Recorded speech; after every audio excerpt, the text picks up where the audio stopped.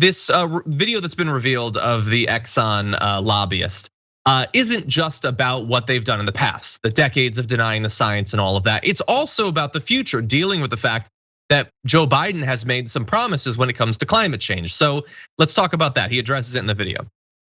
Exxon was also fighting to strip out spending on climate. Forget that, it lobbied. Stick to roads and bridges. So that's a completely different conversation. When you start to stick to roads and bridges, and instead of a $2 trillion bill, it's an $800 billion bill.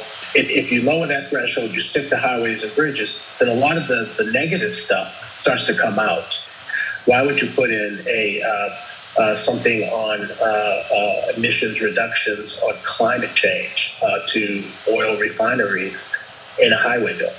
So, and people say, yeah, that doesn't make any sense. Then you get to the germaneness and say that shouldn't be in this bill.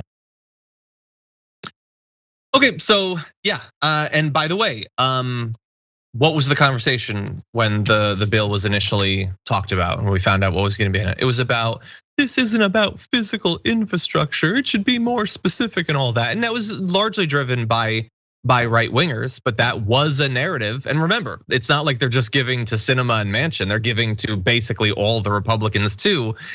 So this is how it's done. Biden makes some promises. He maybe even puts out an initial outline of what the bill is going to look like that might include some of that stuff. And then the lobbyists get involved because they have infinitely more access, more financial influence over this process because of all of that fishing that they've done over the years, using bait, which means bribes, legalized bribes. That's all it means. And apparently he thinks at least that it's working when it comes to what's going to be one of the biggest pieces of legislation in this presidential term. Yep, and I don't doubt that at all, and especially it's just so incredibly important to hold these people accountable for all the things going on, with Canada right now and their heat.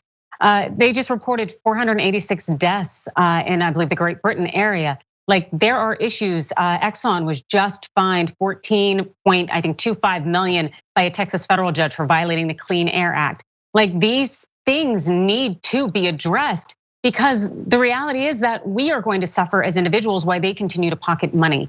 And we can't allow that to happen because it's our future, it's the environment. It's not something we can necessarily get back. Yeah, 100%.